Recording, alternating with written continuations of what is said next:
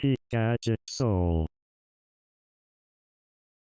여러분들 다 아시는 네이처지가 있죠. 그 유명한 네이처지의 자매지인 네이처 커뮤니케이션스에 7월 3일자로 등록된 논문입니다. 제목은 촉각 압력과 피부 온도를 함께 측정할 수 있는 투명하고 플렉서블한 지문인식 센서. 먼저 논문의 초록을 통해 해당 내용을 간단히 정리해 보겠습니다. 아주 긴 은나노 섬유와 미세한 은나노 와이어의 복합 구조를 통해서 넓은 면적의 전극을 효과적으로 만들 수 있고, 이 전극이 기계적인 구부림에도 잘 견딜 수 있고 투명하다, 뭐 이런 내용이죠. 나머지 부분들은 간단히 정리하면 될 것 같고요. 빨간색 네모안의 부분이 이번 기술의 핵심입니다. 이 빨간색 부분이 앞서 말씀드린 나노 섬유와 나노 와이어 형태의 은 복합체를 통해 전극을 만드는 것인데요. 우리 몸의 혈관 구조들도 이 동맥과 정맥이 우선 자리를 잡고 구석구석 모세혈관들이 채우면서 이 효과적으로 피를 전달하죠. 그 구조를 평면으로 옮기면 이해가 쉽겠습니다. 나노 섬유 형태로 먼저 자리를 잡고 그 사이의 공간에 은나노 와이어를 랜덤하게 뿌리는 방식으로 이 넓은 면을 전극으로 만드는 것이죠. 나머지 3개 박스들은 제조 프로세스들을 설명하고 있습니다. 제조된 각각의 센서들이 있죠. 압력, 지문인식, 온도. 이 센서들을 절연체와 함께 쌓고 커버 레이어를 올려서 완성하는 그런 내용입니다. 다시 빨간색 네모안의 과정으로 돌아와서 이 과정을 통해 얻게 되는 전극의 실제 모습이 이렇습니다. 크게 보이는 것이 이 은나노 섬유고요.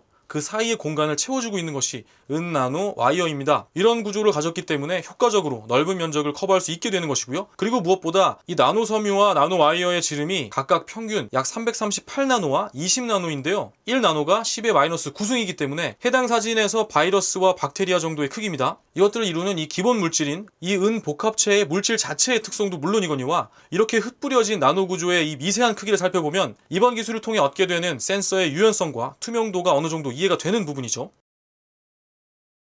아마도 이 부분이 이번 연구 결과가 학술적인 용도를 넘어서 실질적으로 산업 전반에 변화를 줄 수 있는가 가늠해 볼 수 있는 부분이 되겠죠. 논문에서는 센서의 민감도를 이야기하고 있는데요. 이 민감도가 기존 사용하던 투명 정전식 센서의 ITO 전극보다 최대 17배까지 높다고 이야기하고 있습니다. 그래프를 함께 보시면 기존의 방식이 파란 점으로 표시되어 있고요. 빨간 점은 유니스트의 방식입니다. 산에서 보면 산마루와 계곡 부분이 있는 것처럼 이 지문을 보면 골이 있죠. 이 그래프상의 높이 부분이 이 지문에 있는 마루 부분과 골 부분 간을 각각의 센서로 센싱했을 때의 전압의 차이이고, 이게 높을수록 민감도가 좋다고 보시면 됩니다. 표에서 보시면 유니스트의 방식이 월등한 것을 알 수 있죠. 여기서 다시 3가지 센서의 특성을 살펴보면 이미 정전식 센서는 초음파식 센서와 함께 정확도 면에서는 문제가 될 것이 없었죠. 그리고 논문에 따르면 이번 기술은 오히려 기존 IoT 전극보다 민감도가 더 높다는 것이고요. 아울러 논문에서 함께 언급하고 있는 중요한 지표가 CPI인데요. 센서 해상도가 어느 정도인가 하는 부분이죠. 이게 318 정도라고 하고요. 이 수치 자체를 평가하려 드는 것보다 논문에서는 이 318이라는 수치가 FBI에서 지문 추출 조건으로 설정한 기준에도 부합한다는 코멘트를 덧붙이고 있습니다. 이 기술에 대해 어느 정도 긍정적으로 평가할 수 있는 그런 부분이겠죠.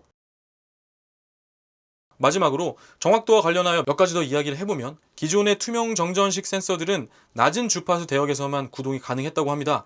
스마트폰 자체에서 발생하는 잡음들에 의해서 정확도가 낮아지는 그런 경우가 있었겠죠. 유니스트의 새로운 방식은 높은 주파수 영역대에서 구동이 가능하기 때문에 스마트폰 자체에서 발생하는 잡음으로 인한 정확도 하락을 피할 수 있다고 하고요. 아울러 앞서 살펴본 것처럼 유니스트에서 제안한 센서는 여기에 압력 센서와 온도 센서를 함께 결합하는 형태죠. 따라서 위조 지문을 통한 보안 위험에도 효과적인 해결 방안을 제시하고 있습니다. 반대로 양산까지 과정 중에 고민해야 할 부분들도 있습니다. 먼저 논문에서는 이 센서열의 구조적 특징에 따른 스크래치에 대한 부분을 언급하고 있는데요. 결국 이 기술의 가장 중요한 장점 중에 하나인 유연성을 살리기 위해서 역시 함께 유연하고 투과율도 높고 센서층을 효과적으로 보호할 수 있는 보호 커버의 개발도 함께 병행돼야겠죠.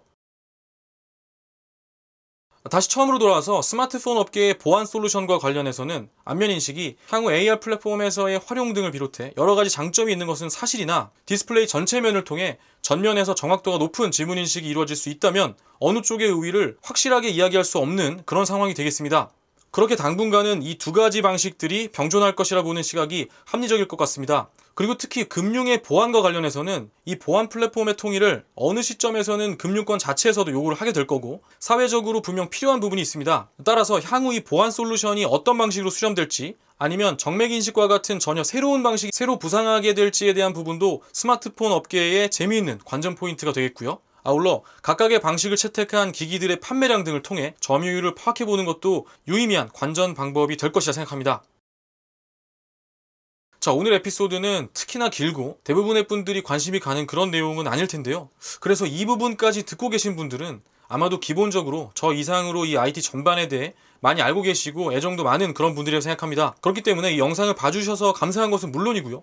만나서 함께 이야기 나누고 싶은 그런 분들이 되겠네요. 언제 한번 함께 커피나 뭐 소주 한잔 하면서 IT 이야기들 말고도 이런저런 사는 이야기 함께 나눠볼 날을 기대해보고요. 자, 오늘도 행복한 하루 보내시고요. 다음 에피소드에서는 정말 재미있는 그런 이야기로 찾아뵙겠습니다. 감사합니다.